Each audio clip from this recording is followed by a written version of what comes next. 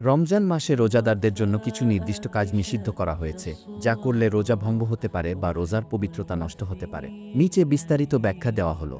রোজা ভঙ্গকারী কাজসমূহ। এগুলো করলে রোজা ভেঙে যাবে এবং কাফফারা বা কাজা আদায় করতে হবে।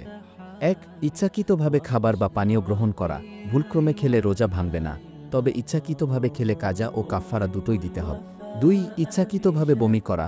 স্বাভাবিক কারণে বমি হলে সমস্যা নেই, তবে ইচ্ছাকৃতভাবে বমি করলে রোজা ভেঙে যাবে। ৩. ধূমপান বা নেশাদ্রব্য গ্রহণ করা। এটি রোজা ভঙ্গকারী কাজের মধ্যে পড়ে। ৪. ইচ্ছাকৃতভাবে বীর্যপাত ঘটানো। কামাচার বা অশ্লীল কাজের মাধ্যমে বীর্যপাত ঘটালে রোজা ভেঙে যাবে। ৫. মাসে চোষণ বা ইনজেকশনের মাধ্যমে পুষ্টি গ্রহণ। স্যালাইন বা পুষ্টি প্রদানকারী ইনজেকশন নিলে রোজা ভেঙে যাবে। ৬. মাসিক বা সন্তান প্রসব সংক্রান্ত রক্ত প্রবাহিত হলে। মহিলাদের মাসিক বা সন্তান প্রসবজনিত রক্ত প্রবাহিত হলে রোজা ভেঙে যায় এবং পরে কাজা করতে হয়। রোজার পবিত্রতা নষ্টকারী মাকরুহ কাজসমূহ। এগুলো করলে রোজা ভাঙবে না, তবে সওয়াব কমে যাবে। ১. অশ্লীল কথা বলা বা গীবত করা। মিথ্যা বলা, গীবত করা, ঝগড়া করা ইত্যাদি রোজার পবিত্রতা নষ্ট করে।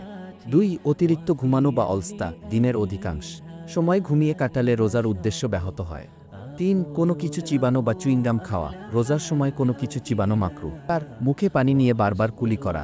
ইচ্ছাকৃতভাবে গলা পর্যন্ত পানি নিয়ে গেলে রোজা ভাঙতে পারে, তাই সতর্ক থাকা উচিত। ৫. অতিরিক্ত ক্রোধ বা উত্তেজনা প্রকাশ করা।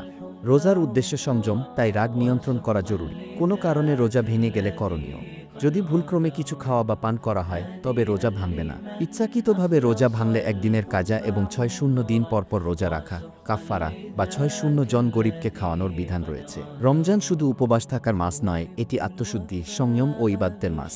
তাই নিষিদ্ধ কাজগুলো থেকে বিরত থাকা এবং আল্লাহর নির্দেশনা মেনে চলা উচিত।